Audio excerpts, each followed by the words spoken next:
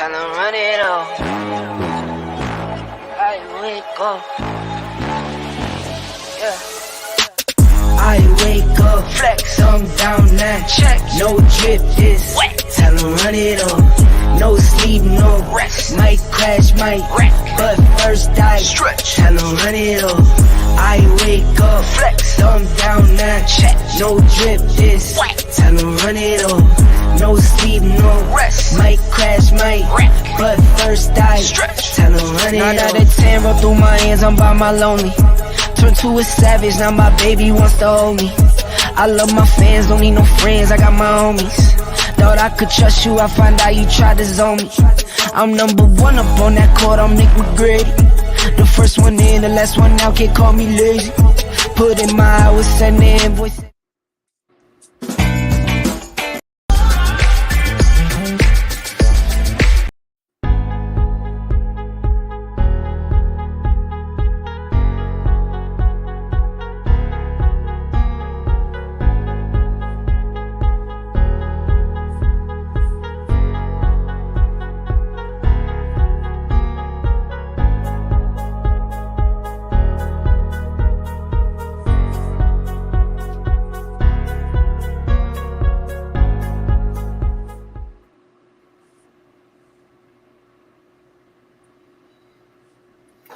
Oh, getting the technical difficulties out the way. You press on something and then it go to something else because it's not there. You know, when the mouse is kind of like buffered.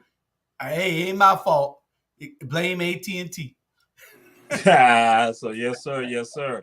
We are here, Ebony Sports Reporters. We're here in the house. Julius Hall, Jamal Teray. We are right here tonight. Got some things to discuss, and we may have some other people joining us tonight. And so we're going to throw some things out there. Again, Brother Julius Hall, I got to throw this out there right now because this is something that is major right now. And it's Brian Flores, former head coach for the Miami Dolphins. And also, I threw it out there, say, Brian Flores, is he now the new Kurt Flood? Or he's the Kurt Flood of the NFL coaches. So. Yeah, it seems that way he is. But somebody has to fall on it and sacrifice for the good of the order. And Brian Flores is doing that for he not only the Kurt Floyd, he's the Colin Kaepernick of coaching, you know, for the coaching side of it. And Colin was for the player side. And, you know, it's just about fairness and equity. And that's what we try to talk about a whole lot on this platform, fairness and equity. And Brian has said pretty much that he's made millions off of this career. He's enjoyed this career. He's enjoyed this game known as football. And it's not just the love of the game in the past, but it's the love of the game itself that has been a business for him, that his family's reaped the benefit from. And he's reaped the benefit from it also. But he's realize hey, something's going on. Like when you get a text message from Bill Belichick giving you kudos for now becoming the coach of the New York Giants, and then you're supposed to be flying there now to basically do an interview. So that goes to begin to tell you that I told some folks, I said, so the Rooney Rule wasn't even real. It wasn't even real with regards to that. And so, yeah, he's making a sacrifice, and some people say that he may get a job in coaching in the NFL again. But many people are saying, we think they might shy away. But again, you have some people, and it's speculative. We'll see what's going to happen. But again, this is something that needs to happen. And some of y'all probably aware out there with regard to the ATR family, the Owl Network family, you're probably aware that Hugh Jackson, who came out also and said that they basically told him that you can get a bonus if you now lose some games. And he was saying, no, wait a minute. The money that you want to give me as a bonus, $100,000, let us use that to help basically build a team because we're not qualified with regards to that. And see, that's something I was curious about when he was saying all of that how did some of his players who were on the team felt about that? Because Hugh, when they said, we weren't that good. So that's why, again, so Hugh Jackson is thrown out there. Brian is thrown out there. So it's some decisions that we might need to make as a community, since this is Ebony Sports Reporters. I had thrown out to some folks, we might need to boycott the NFL. Sounds like something that's doable. you know, a lot of times people wait. A lot of times on the NFL because they're tight. A lot of people don't like baseball because not many of us play baseball. But we dominate basketball and football, so we wait on those two sports. So that's part of the problem. But and then you got to have in the black community, you got to have some solidarity so that you can do a successful boycott. There's nothing that you can't do a successful boycott if everybody's not with the program. You know, and if you don't do that, then you're doing it for nothing. People just wasting their time because nobody's paying attention. You got to have people that stand up on their principles and and um, um, come out and be engaged and involved. Well, now this is why I will share to the viewing audience. That's one of the reasons why, you know, when it comes to the NFL team, the team that I support in the NFL, or at least I say I'm a fan of in the NFL, that is, I don't like to say Las Vegas Raiders, but it is the Oakland Raiders, it's the LA Raiders, it is Raider Nation, because going back in the day, Al Davis had been a thorn in the side to the NFL. Because again, Al was basically taking a maverick approach, and that was some people said, you know, again, those Raiders. And so we look at that and saying someone who said, we understand this system is not correct. And so that's why we're going to go ahead and do it our way. And we're going to sue the NFL, and Pete Rozelle and others were mad. So, but yeah, so I got to throw it out there. So Hugh Jackson, Brian Flores, what they're doing right now, they're taking that approach right now to try to rectify some of this. And that's why I'm going to look at saying how David Culley got fired with the Houston Texans. I still jump on that. Like, wait a minute. You knew he was not going to have all the weapons that he needed. Deshaun wasn't there. You knew that. And you thought by hiring him, that'll make Deshaun want to stay and say, okay, I will play. But, yeah. And they do those things. If you, they were trying to get him to throw a game, give you $100,000 for every loss. Even though they're paying you, they're giving you $100,000 for every loss. It does two things. One, if you fall for that, that's like being a sellout. So they can say, well, this guy can't coach. So why would we hire a black guy to fill this position when they can't coach? The second thing is the owners will sacrifice that coach so that they can get a higher draft pick. And that's all it's about. When you done lost 12 or 14 games, you ain't got but two, you are trying to lose the last ones. Because you get the higher draft pick. You get to pick that quarterback or that outstanding linebacker or defensive end or cornerback. You get to pick those people. So that's what it all amounts to.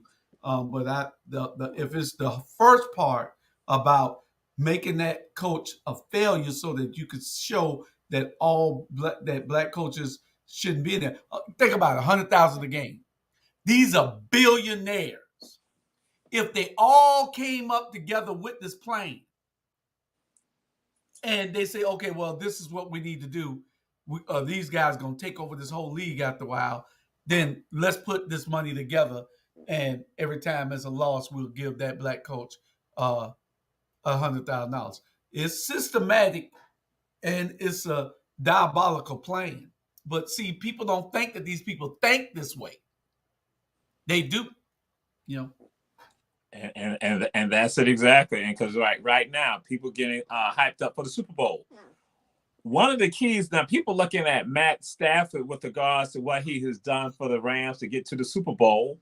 But guess what? Some of us going to say, no, you need who you need to look at. And it's not about Sean. It's about Raheem Morris. They say Raheem Morris is the one. He is the DC. He's the defensive coordinator. They say that his defense is the reason why the Rams are going to the Super Bowl. So here it is. He's a DC, but then also folks saying he didn't get to play.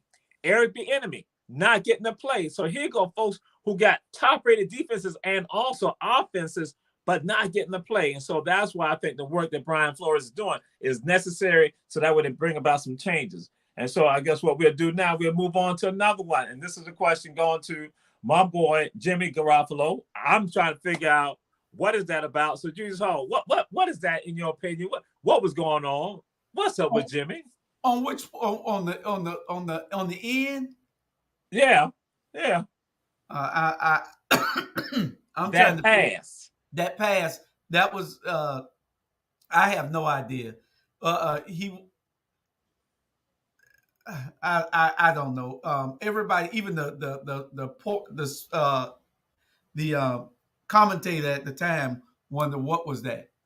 He played great sometime, and you thought that he was going to the Super Bowl the way that he was playing, and next thing you know, he did the same thing that my boy Kansas City, Pat Mahomes. Pat Mahomes. He did the same thing Pat Mahomes did. You know, Mahomes should have known this is down to the nitty gritty here. I got to make sure everything is. If I got to put this team on my legs and on my to the Super Bowl, I got to do that. And he didn't do it. You know. And even the divisional game, and now let's go on to Pat. That folks talked about how Pat was carrying the ball, running with the ball, not securing the ball. He got the ball in one hand. He's running with the ball with one hand, and he's running with the ball in his right hand. And you got defenders on your right side, and Pat is doing it. And I give Pat credit. Pat got the skill sets that a lot of other people do not have, and that's again what we're able to do. That again, throw an underhanded pass, all of that. I love that about Pat. But then what occurred, we go and see what Pat did not do what he needed to do to protect and maintain that lead that they had. And that becomes a problem. So again, but I'm not just throwing it on Pat, but as everyone. So that with Jimmy, that again, and that's why people say, Jimmy, just don't cause us to lose the game. Just maintain it. We're all good. Just maintain it. Just cause us not to lose the game. So that pass at the end, I was like, he thought it was better to do that as opposed to getting a sack. And I'm like, oh my God. No, same thing, Mahomes. You should have took the sack, dude. You can't wait to play 2-minute ball. This team came back with the biggest deficit in playoff history, not Super Bowl history, but playoff history, to come back to beat them like that. Nah, man. It makes sense. And we're going to stick with your boys, the Kansas City Chiefs, but not on the opposite end. We're going to go to Joe Burrows. I have to ask this question and put it out there to the audience also. It's like, well, make a statement. Joe Burrows been around us. Joe Burrows been around brothers. Joe Burrows, he been around us. That Louisiana, he might come from out the north, but he been in Louisiana at LSU all day. He been around us. Yeah, it seems that way because he's a smooth. Now, I like Matthew Stafford. That's why I kind of like the Rams to win the Super Bowl. But I also like Joe Burrow because he seems like that kid, the new kid on the block that can get it done. You know what the sad thing is now they're comparing him, if he wins his first Super Bowl, that he'll be the next Brady. You know, that's what they're saying. If he wins this Super Bowl, he's going to be the next Brady. What you say?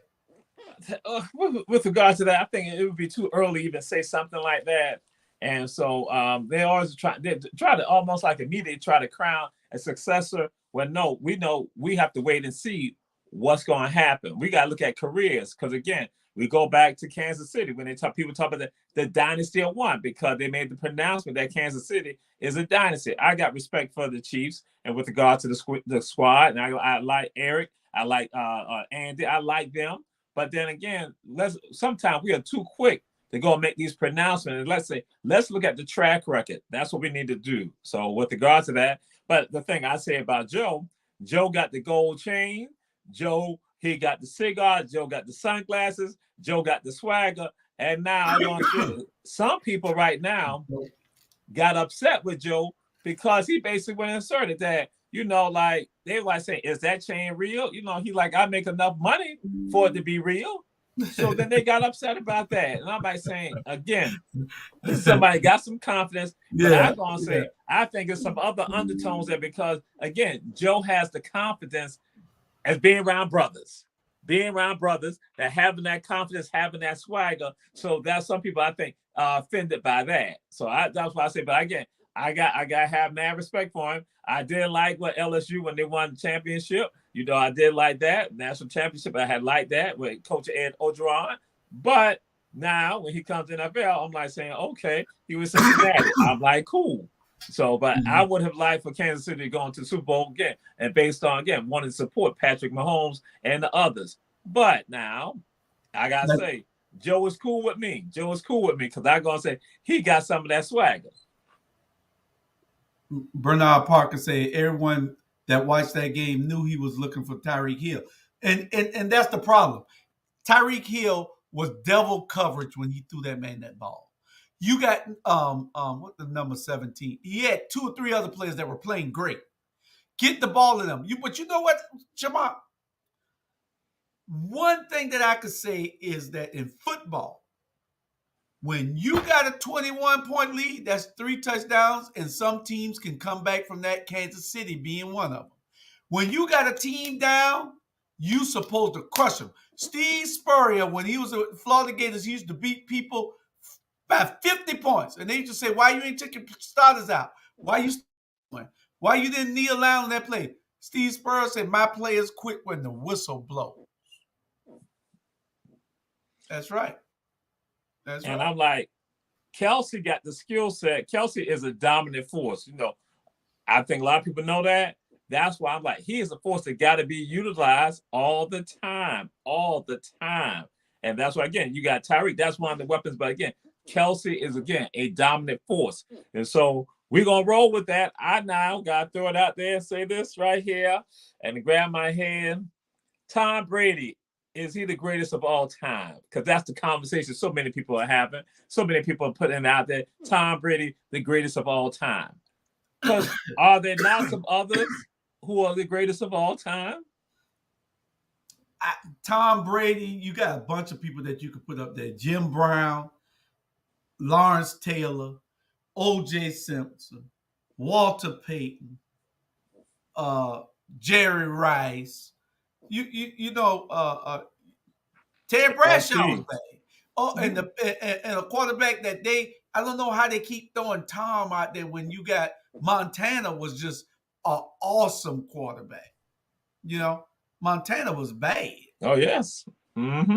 So it's a lot of greatest of all times when you're talking about the sport, because you can't you got to put in football, you got to put them in categories. Right. And I think, and you called it out. I think that's what it's about. That is put them in categories, but when everybody going to designate that person the greatest of all time, and now we see with Joe Burrows, what you was throwing out there, that people now want to say that Joe will be in the category of Tom Brady. I might say, yes, let's go and look at these people, because Lawrence Taylor transformed the defense with regard to that, and offenses had to now address that with regard to having somebody like that and having a generation coming up like that. So I'm like saying, yeah, so we need to be careful about when we are making, like I said, making these pronouncements about someone being the greatest of all time. And then folks going to say, look at the number of championships that Tom has, that he has 7 Super Bowl rings. Now, when people say that, it's someone else I got to throw out there. Not that I'm a fan of this particular squad, but I got to throw it out there. I'm going to say Bill Russell. Bill Russell's played in the NBA for, 12 seasons? And Bill Russell had 10 championships? 10 championships. So I'm like saying, wait a minute. So this man has had 10 championships in 12 seasons of playing basketball. So would you not go and say, and that's probably the greatest performer in athleticism with regards to championship that we know of, at least I want to say the latter part of the 20th century. Yeah. Yeah. Bernard, who will be joining us in a couple of weeks from Columbia, South Carolina. He's one of our co-hosts on the show also. He just couldn't get in tonight. He said yes, without a doubt, at the quarterback position. There you go, in the category, because when you put people up like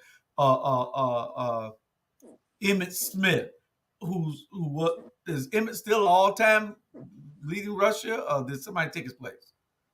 Somebody overtake him? Emmitt. Mm-hmm. Yeah. You got look how Walter Payton used to run the ball. Barry Sanders quit in the prime of his career. That's right. That's right. That's right. You know? That's right. O.J. Simpson and Eric Dickerson, nobody could touch these two guys running the football. O.J. Simpson was bad. No matter what anybody think about, O.J. Simpson was a bad. Shut your mouth. That's right. That's right. Yeah.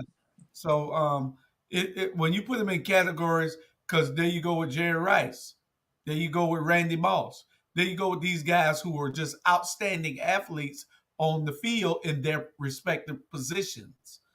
So Tom Brady probably I would put Tom Brady right there with Joe Montana as the greatest quarterbacks to play the game.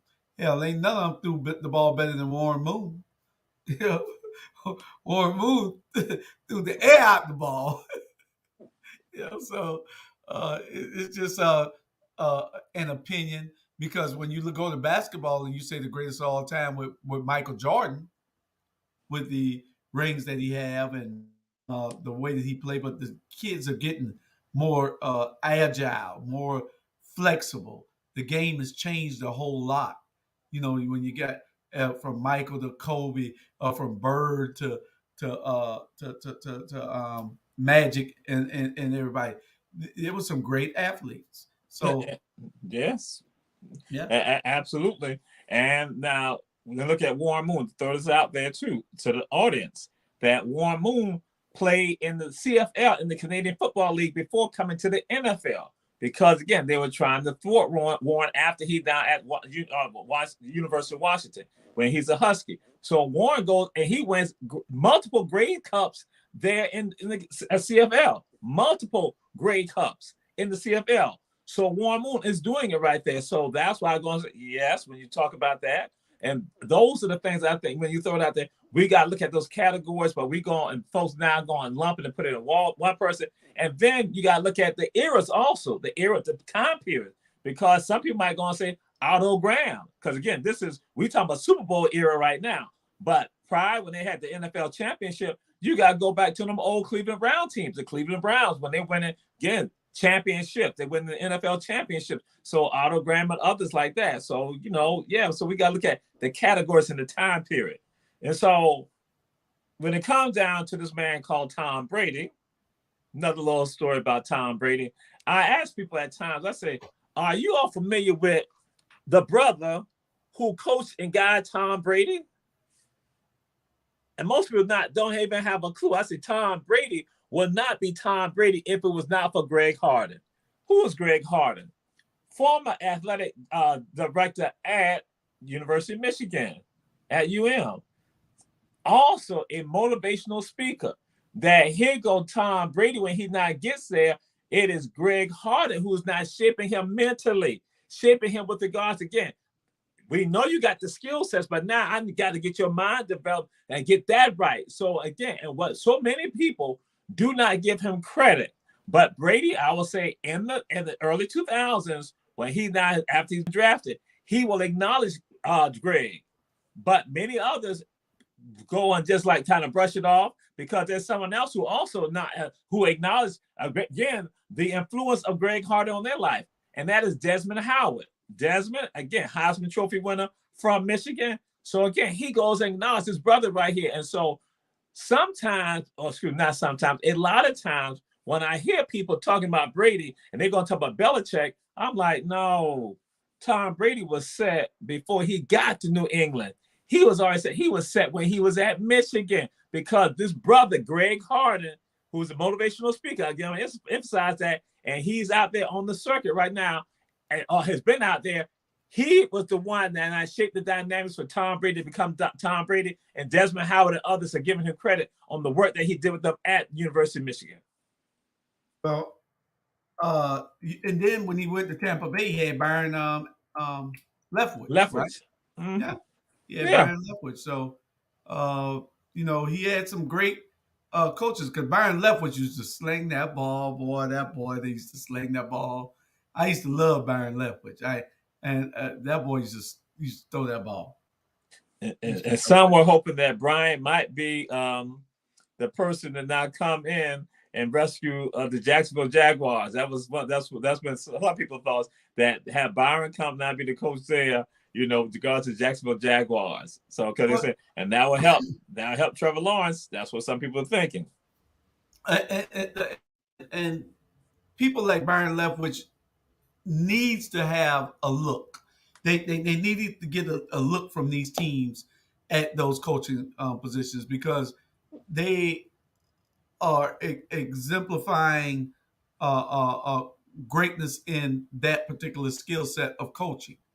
And when you don't give them that opportunity, then it looks bad on the league. And last year, a year before last, we had eight black head coaches. Now we only have one. Yeah. What's the problem? One. But when you're a white head coach and you get fired, you get hired by the other team automatically. And that's not fair. It's not fair and it's not equitable. And Brian Flores is absolutely correct in falling on the knife for the league. He has to do that because he says it's not right and it's shameful on the league.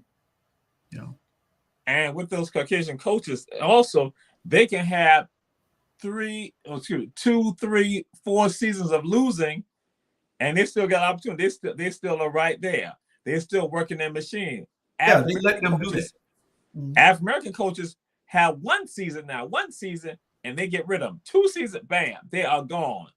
That is a problem, and that's what's going on right now with the NFL. So folks are saying we got to address some of that. That's what Brian Flores and others are doing right now. So again, I said people like Greg Harden have played a tremendous role with regard to this legacy of Tom Brady. But now we got to move on to another legacy. Are the Lakers done? Are the Lakers done? Are the Lakers done? Put a fork in them. Are the Lakers done? Put a fork in them. That's what you need to do. Put a fork in them. They like 24-27 right now. 24-27. Now they don't win 25 games. There are problems in Lakerland. There are problems there at crypto. There are problems right now. So again, are the Lakers done? What's the perspective of, again, some of our listening audience with regards to that? Are the Lakers done? Because we need to consider that. What's going to happen in the West? What's going to happen in the West? What's going to happen in the West is Phoenix coming out of the West. You already know that. I'm going to sound like Stephen Smith right now. I don't know what you're thinking about. Y'all know that Phoenix and Chris Paul, what he's doing down there is just magnificent. What you thinking about, Dr. Torre? You know that this boy is going to go to the NBA championship. He's going to get right by Golden State. Stephon can't shoot enough threes. They ain't enough balls to get to Stephon the way that Chris Paul is doing down there in over there in Phoenix. I stick to the Bay Area. Stick to the Bay Area or the Rocky Mountains. I gotta go. My squads are Golden State, the Lakers, and also Denver. Some people like, you can't have all of them. I like, see, now let me tell you the story. Let me tell you the story. I said before Denver was in the NBA, they were in the ABA. And so when they got the merger, the ABA and the NBA, Denver comes over. I said, I can't just in my affiliation, my ties like that. So I'm like saying, so, I've always been down with that West Coast squad. So, again, not with regards to the Clippers, but with regards to the Lakers and also the Warriors. So that's why. So my squad's in the West. And so, but again, I know that if you say Phoenix, I know they got to at least come through the Warriors. And then Denver's right there. Denver's right there. So, yeah. Yes, there's problems in Lakerland. We were hoping things would be a little better, but it's just not jiving. And so February 10th is coming up. February 10th, trade deadline. So I'm curious to see if some moves might be made because it would be quite surprising in Lakerland. There's a possibility for it to be a surprise. Brother Jamal, you know those little thermostats that they put in the turkey? Uh-huh. Put one in the Lakers, bro. Woo, woo, woo. You say you're just thinking that it's they say it's gonna pop up, poop, just like that. They're gonna say They poop. done. Say they poop. They Okay. done. Okay. They are Okay. done. Ain't no ifs, Okay. ands, or buts about it. They're not playing with any type of consistency. You know who I think gonna be the sleeper team this year? The Nets. The Nets lost. The Nets are losing. Yeah, but I think they're gonna make the playoff. They're gonna be the sleeper team. Really? Yeah. And Kyrie just playing away games, not even playing home games. Yeah. Well, he gonna have to do something about that. Right. That's Kyrie. Kyrie said he's not getting vaccinated, and the city of New York said, that's what's in place right now. Not unless they see a change. That's what the city of New York is saying. Hey, as it stands right now. Well, he's gonna have to do something about that. Like I said, he's gonna have to do something about that. He can't. I don't think that he should be allowed to play away. Okay. I don't. If he can play, period, let him play all the games. Okay. Or don't let him play at all. So that's kind of strange that. And then they were struggling so bad they had to do something. So the team didn't bring him in because the chemistry. They didn't want them to change the rule or the policy later on, and then they got all this chemistry already built up, and then he's nowhere around and throw the chemistry off when he comes back because you can't sit him with the amount of money that he's making. You can't sit him on the bench. Right. And he's not a bench player anyway. The boy bad. No, absolutely. Yeah. Now, again, there are troubles in Lakerland. There are troubles in Lakerland. And this trouble is now tied to Jerry West. Jerry West had a lifetime pass to Laker games, had a lifetime pass. We all know that Jerry West is one of the great Lakers. Yeah, one of the great Lakers. Not just as an athlete for the Lakers, but also as an administrator, as a GM of the Lakers, a president, as in the front office. He was a great person for the Lakers, helping to bring what we know these championships. When we look at the 90s, we look at the 2000s, we look at Jerry West is right there, instrumental with regards to all that. And so Jerry West, I would say yes, he was definitely due to have a lifetime pass. And should have always had a lifetime pass, and he got a lifetime pass. But then Jerry West is now upset, mad, pissed off with the Lakers because they rescinded his lifetime pass and didn't even tell him. Well, they spoke to his wife and told his wife that he no longer had the lifetime pass. Well, something in my throat. I can't get it out. I think Jerry West deserves to have whatever he wants from the Lakers. Jerry West was the Lakers. Jerry West still is the Lakers. Jerry West is the man that they modeled the statue of the silhouette for the NBA. Yes. That was Jerry West. Yes. So how could they not put somebody like that in the seat in the house for the rest of his life? He made the Lakers what the Lakers are. He's the reason that they have the way that these players are moving all over, building teams because they wanted to always beat the Lakers or Boston or New York. There weren't but three teams back then. Boston, the Lakers, or New York. That was it. So I hate that they did that. They shouldn't have did nothing like that to a person like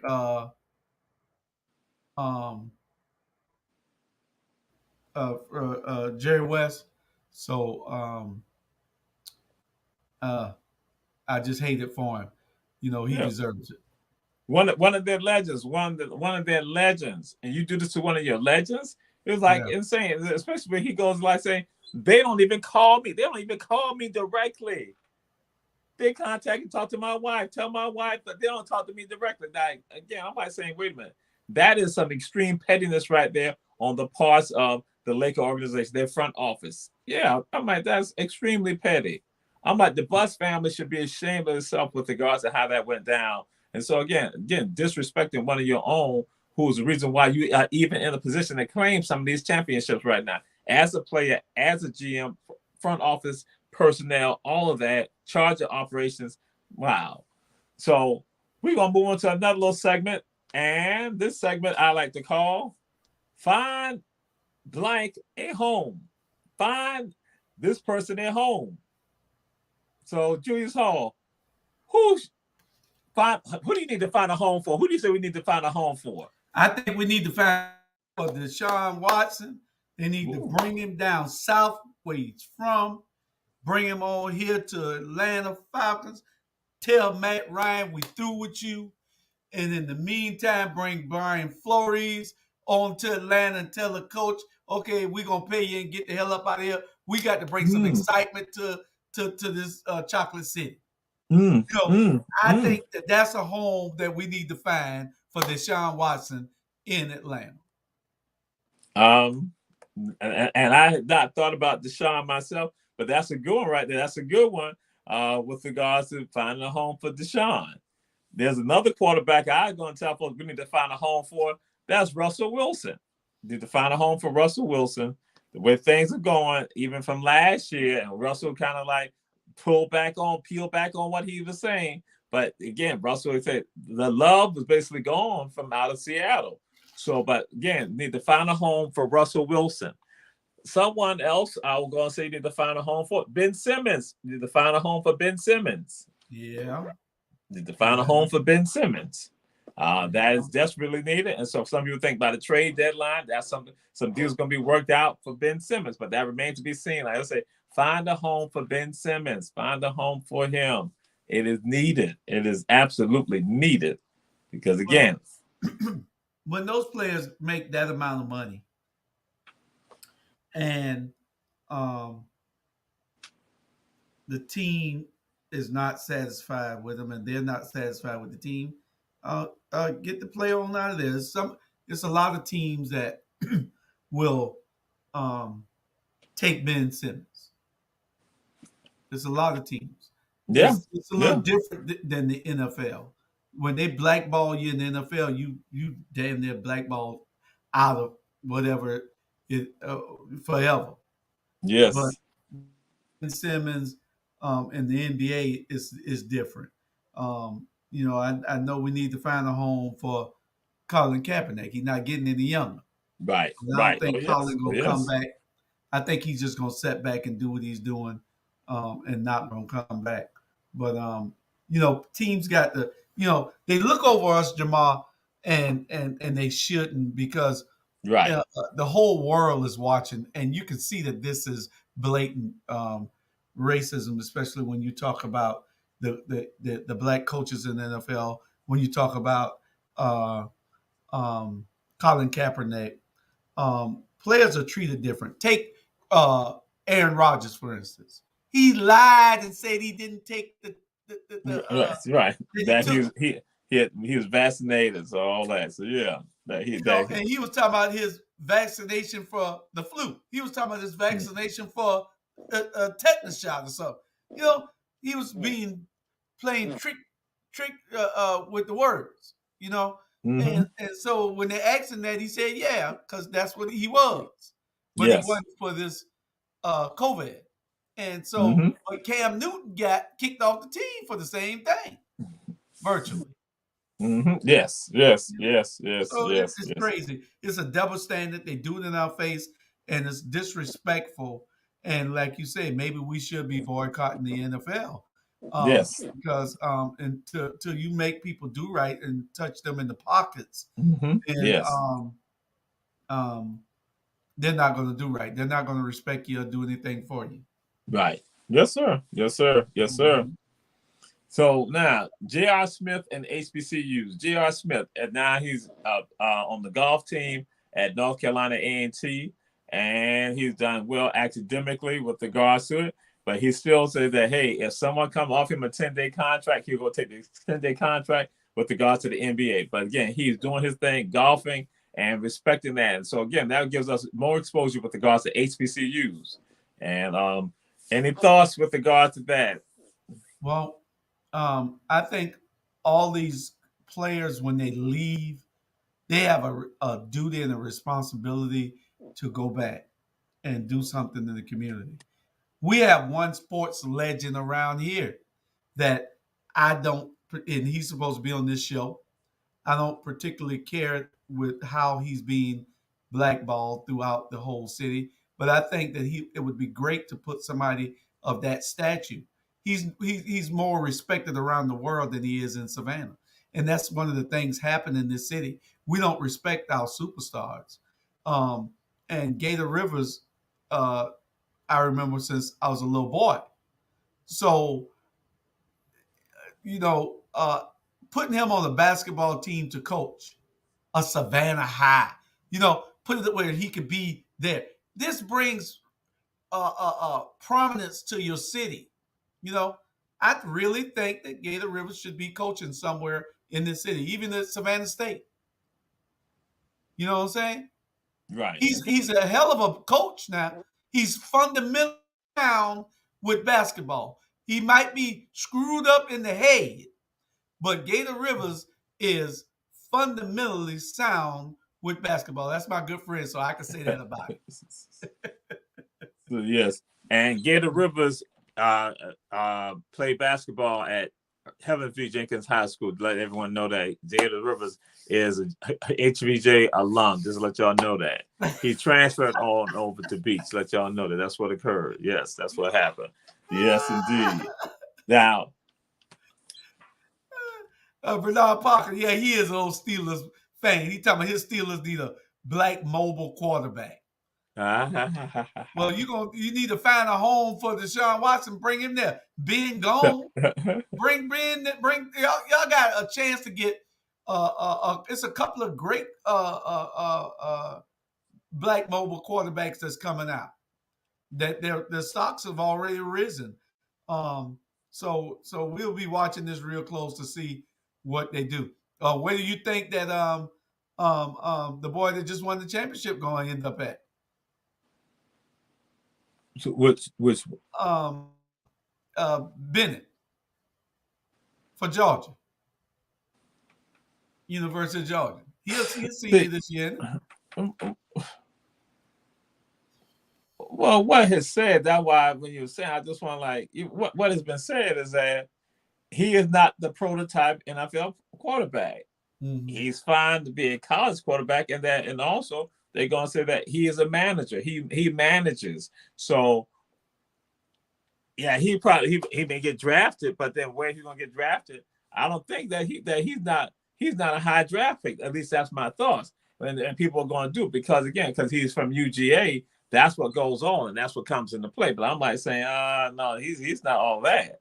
So, but I gotta put this out there with regards to J.R. Smith. And with J.R. Smith, it goes into he goes on over to Deion Sanders.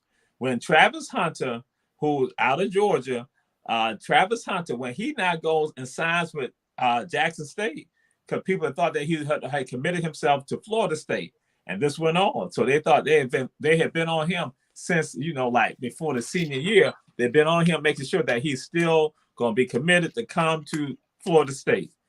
So when he doesn't go to Florida State, and then he tosses the cap, and that it's going to be Jackson State, people are upset, and then now they start accusing Deion, them saying that basically they just engage in some underhanded methods. They acquire his services. No, and then with name, image, likeness, that's something separate. So again, they came at Deion and basically tried to tear his character up. So now guess what happened on yesterday on National Signing Day? You have Texas A&M with the top recruiting class. Usually it's like Alabama or Georgia, folks like to go and say, but here go Texas A&M has it.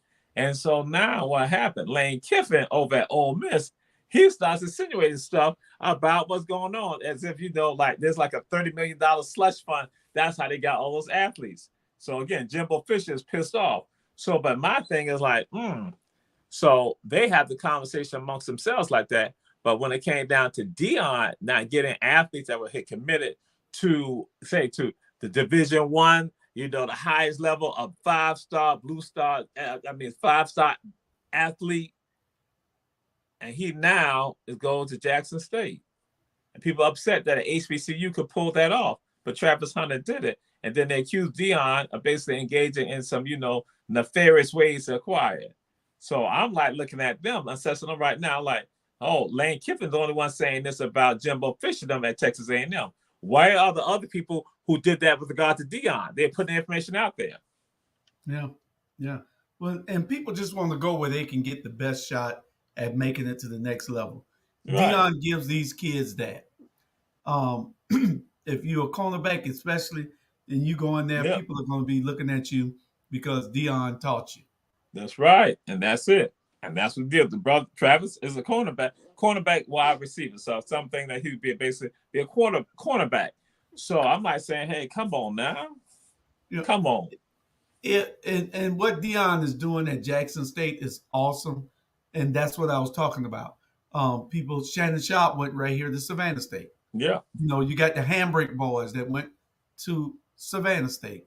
Mm-hmm. You got Cam Newton's dad went to Savannah State. Right. So it's some people that needs to come back and say, okay, let me coach. You got Edwin Bailey, played 11, 12 seasons with the Seattle Seahawks. He went to the Tompkins High School.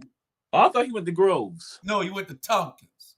I thought he went to Groves. No, he grew up with me. Went to Tompkins High School. Played you 12 sure? seasons, Seattle Seahawks. I think he went to Groves. He should have a head coaching job here in we overlook our people and don't give them those positions that they should have a chance at, and I think it's wrong. And when you get a NFL player or NBA player, Purvis Ellison, where he at? I don't know. We got how many? We got more Harlem Globetrotters from Savannah. Yes, that's right. Any other place on the earth. That's right. Harlem Globetrotters got more from Savannah than anybody. That's right. Probably 7 or 8 or 9 of them. Yes. That's what we got to do. We got to start using that talent that we already got and bringing it up to the next level. Right. Yes, indeed. Mm-hmm. So now let's go on to our good friend Shohei Ohtani. Again, with the Angels. And some people are concerned about that. He's with the Angels. They're not going to make it to the playoffs. That's what people feel, because we know there's a lockout right now going on. But again, if there was no lockout, are you able to now let him be the one to carry you to the playoffs? Some people say Shohei is good, but that shouldn't happen like that. But I go and say this with regards to him, that here is this Japanese American who's basically not American, Japanese citizen who's now playing baseball, and he's having an impact. He's doing what used to be done in the day, that he can hit and he can pitch also, because that's what used to happen back in the day. Pitchers also were hitting, and they were out there on a regular basis doing that. Well, I think he's an awesome pitcher. And I don't think that he can take them on his own. I don't think that he can take them on his own, because he got to pitch every 4 games or every 5th game. He in the rotation. Right. If they try to pitch him more than that, they tear his roto cup up. Mm-hmm. So he can't take them on his own. But when the Braves won the first World Series, you had awesome Glavine and Smoltz and those boys. Mad Dog. Boys, they were awesome. They had a hell of a lineup. And Maddox, they were just awesome. Yes. So can he make other pitchers good? Can he do what Mike did for the Chicago Bulls? Right. or LeBron doing Right. for the teams that he played for. Yes. Can you Kobe do? Can you make other players around you good? Yeah. Yeah. Yeah. Other pitchers. It's hard to make another pitcher good. So I don't know because either he got that smoke or he don't. Yes. And again, he won the MVP, even though I had wanted Vlad Jr. to win it. I had wanted Vlad to win it. I was cheering on Vlad with regards to it, but I have to go give Ohtani credit that he is handling, he's represented well with regards to that. So now we move on to this. We're going to move on to the Olympics and Paralympics.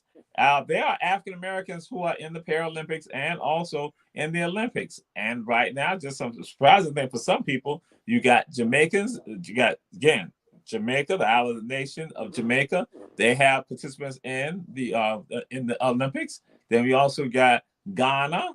You also got Nigeria.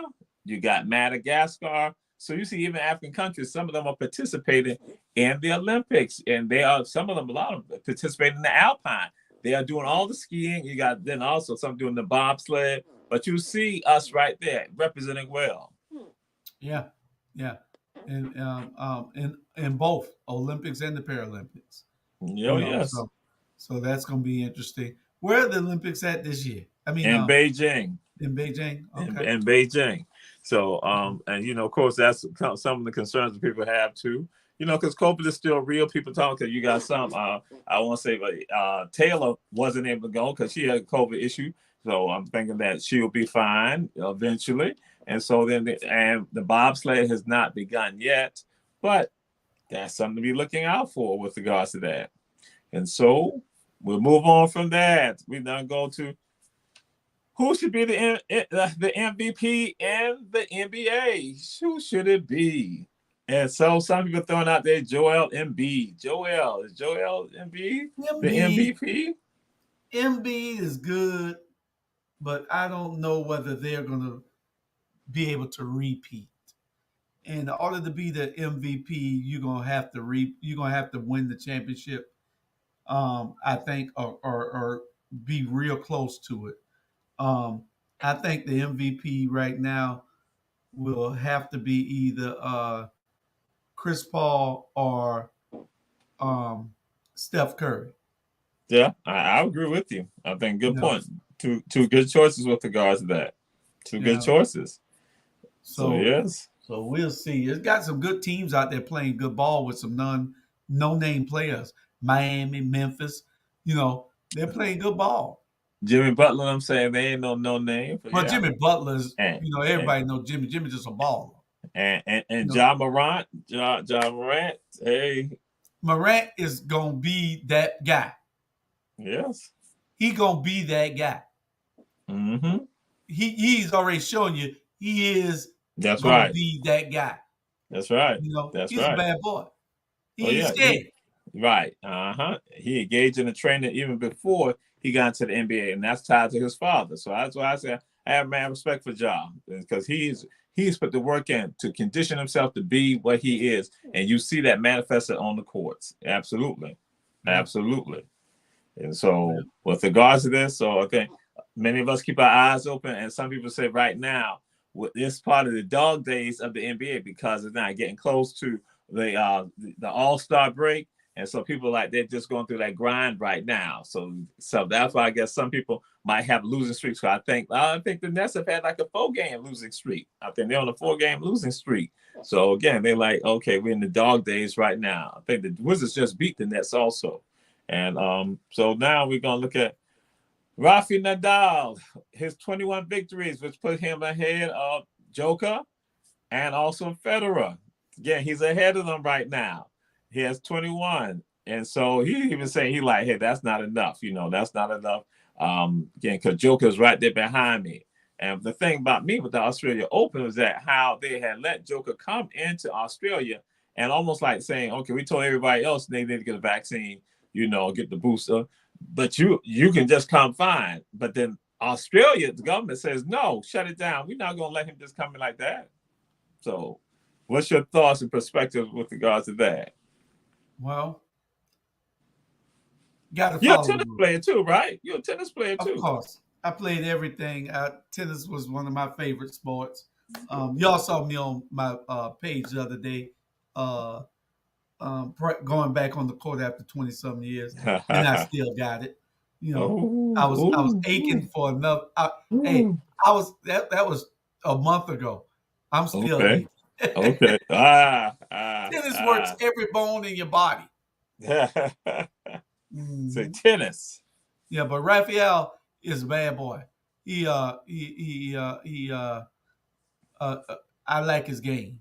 He goes at you, and he goes at you with a lot of tenacity. So yes. So the NBA All-Stars, did they get it right? A lot of people trying to criticize the fact about Andrew Wiggins. They're trying to say Andrew Wiggins should not necessarily be there. He's a good player, but he should not be there. He's not an All-Star. So what's your thoughts with regards to the All-Stars? Did they get it right? Well, the system is made where you get the vote. You don't get the vote for the MVP of the league for football. You don't get the vote for a lot of the sports award achievements. The players don't get the vote. It's the management and the sports and newscasters, sports reporters get the vote on all these things. So they're looking at it with a fine-tooth comb. They're going over all the stats. Okay. So we kind of lack following, but we look at the game, so we know, hey, that guy, he needs to be there, or he needs not to be there. Sometimes they got to put these players in there so that they can get some, what's it called in the NBA, or what's it called anywhere where you get some, make all the teams relevant, To bring about parity or what? Parity. Yeah, that's a good parity. You have to get some parity because you want all the teams to be showcased, especially if it's a star in that team. You want that star to be showcased so that people can see what the league has and not just look at all the top tier teams like the Lakers and the Nets and Phoenix, and Golden State. Like I say, Memphis and Miami, y'all better watch out for them. Oh yes. Like Bernard is the only one watching us tonight. No, we got people watching, but Bernard's the only one that's asking questions. We need y'all to share to your NBA, to your sports fans, so that everybody can start. This is our second show. We're going to get better at it. We're going to have all the information. We're going to have some Stephen A. Smiths and some Shannon Sharps and some Charles Barkley's. We're going to have everybody right here. So I don't know what happened to Bernard tonight. He was so gung-ho about coming. Bernard, you better not have lied to me when you text back and told me that either. He's supposed to be, he had to say he in Phoenix. No, he's coming on. He's making his way here now. So yeah. Oh yeah, he was at the airport. Yeah, he's making his way here. Yeah, he's making his way here now. Yeah. So yeah. Agent Wilson should get $1 million per season in the NBA. Gamecock legend already. WNBA, I don't too much watch the WNBA. I guess it's because of when they come on, but I don't too much watch it. WNBA, but I need to start. The Atlanta Dream had a good team at one time, but I don't know. That's your call. So, but hey, we support it all, and that's what it's about. Well, we're gonna jump into U.S. soccer, men's soccer, U.S. men's soccer, U.S. men's soccer. U.S. men's soccer lost to Canada 2-0. But then the coach, he went and said that they had a dominant performance, that they were dominant, that they had a dominant performance, that they were, and I was like, is he insane? Yeah, he is. That they had a dominant performance, that the Canadians could not match their physical abilities. I'm like, but the Canadians still won. They still won, but I'm like, to the zip. Huh? To the zip. So if they had a phenomenal performance, a dominant performance, what the other team had? Yeah. That's why, and they were the ones that won. So now we go to last night with regard to U.S. men's soccer. They're playing in Minnesota outside. At some points, the temperature dropped down to a -16. A -16, and the Honduras, because they play in Honduras, two of the Honduras soccer players suffer from hypothermia. So even with that, he's brushing that off also. He's not taking it as serious as it needs to be. Because some folks like saying, why would you go and do that outdoors? You got folks, again, sometimes temperature at -16. So I'm like, some people, I said, that goes to show you that that's not a person that should be in charge. Shouldn't be in charge. Should. So, another question. What should be the legacy of the Fab Five? What should be the legacy of the Fab Five, in this country, even the University of Michigan? What should be the legacy of the Fab Five? Well, they were a great team. Awesome. Chris Webber and Jackson and Jalen Rose. Jalen Rose. Those boys balled. Yeah. They balled. And it reminds you of that team Jerry Tarkanian had out there at UNLV. Okay. Yeah. Okay. So, the Fab Five will always be remembered because they had that name, the Fab Five. And they beat people down. It's mostly just like they could have took that team and played at Savannah State and would still beat people down. Mm-hmm. And that shows you, like in basketball, it's more, any team can beat any team in basketball. In football, it's more skill set in all positions. Gotcha. But in basketball, it's a little different. And those boys there were really good, and they played together. You could take, just like Deion's doing in Jackson State, you take the right set of players, you can beat anybody, and you can compete. That's even right. though he got whipped up in that championship game, but the other team was just ready and more hype. It was more talent over emotion. Yes. We'll be quick with the last two we deal with. Gino Arrogant Auriemma. Coach of UConn women's basketball team.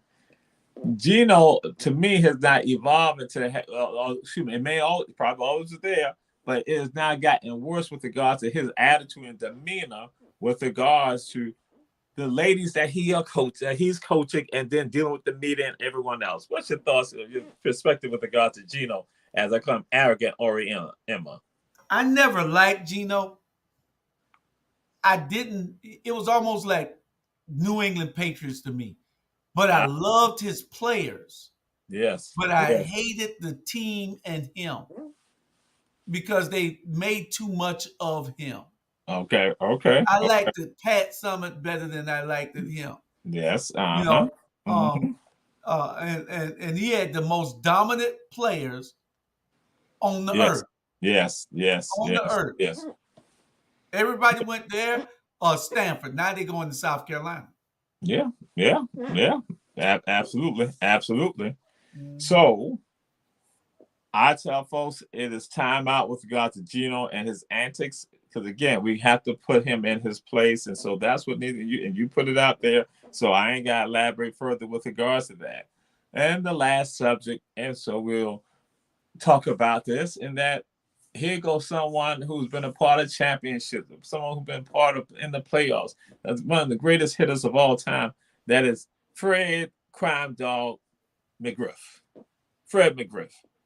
What's your thoughts with regard to him being in the Hall of Fame? Without a doubt, Fred should be in there. I loved to see Fred swing the bat. Fred swinging the bat was like Ken Griffey Jr. or Barry Bonds. Yes. I watch baseball to see. I only watch one team in the it's three teams that I watch in the NBA. In MLB, Major League Baseball. It was the Atlanta Braves. I could watch them or listen to them anytime, any day.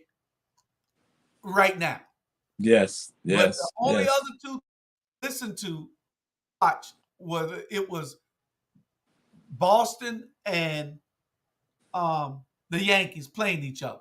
Mm-hmm. If they were playing somebody else, I didn't want to see the game. They were playing each other. Ah, I didn't mind. Sometimes with the White Sox also, but the White Sox or the Red Sox, right. I listen against the Yankees because I always wanted somebody to beat the Yankees. Right, I used to exactly. hate the Yankees. You Exactly. know, I understand. I understand. So, but Fred, with that swing that he had, that he was a threat every time that he went to the plate. And like I said, Fred would get you that hit that you needed. Yeah. You know, Yes. Yes. So he, I think the push needs to be made that again we have to start our own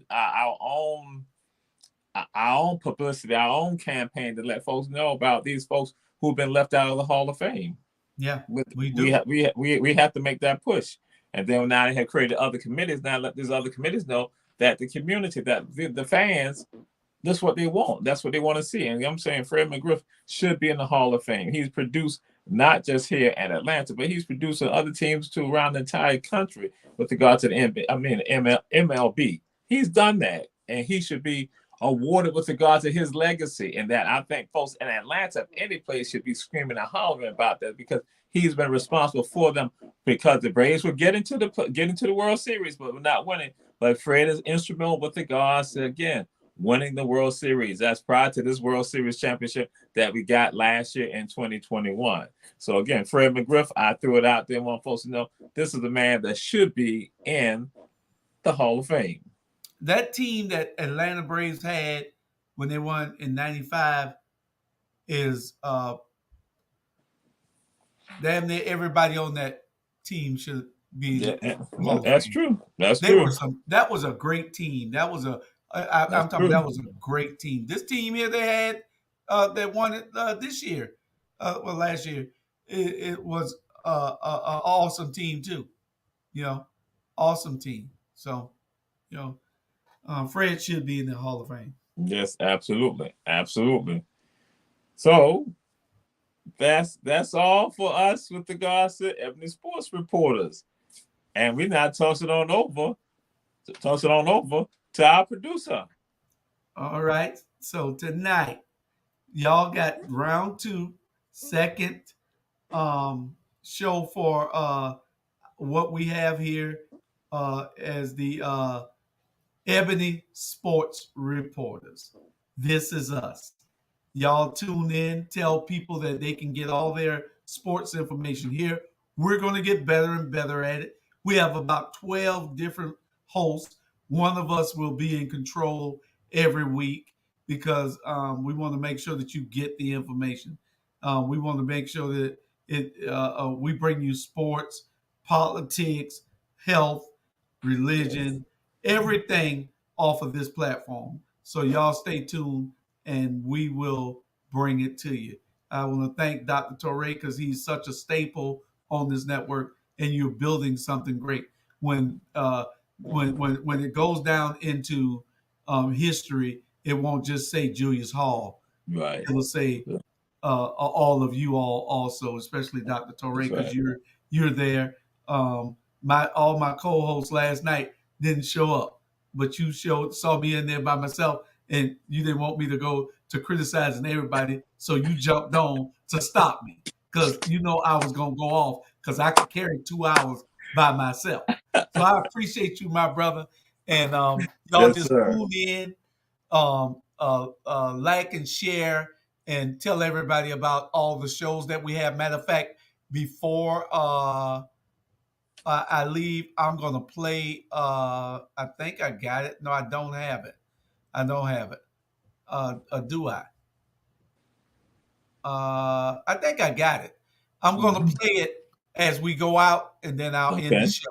I'll play the promo. Y'all can see all the shows we got. Tell everybody about us, and I think this is it here. If not, then I'll just end the show. Okay. I hope it don't mess up because when it first came on, we were having streaming problems. I think it was StreamYard. Sometimes they go out. they're perfecting, they're getting better. Okay. So, Okay. Anyway, I appreciate you, my brother. Y'all tuning in to 4 Same shows here. tomorrow. 4 shows tomorrow. We got 1 o'clock. We got Financial Sense. 6 o'clock, Incarceration and Incorporation. 8 o'clock, It Is What It Is. And 10 o'clock, America After Dark. Y'all tune in. Mm-hmm. All right. Good night. Peace and blessings.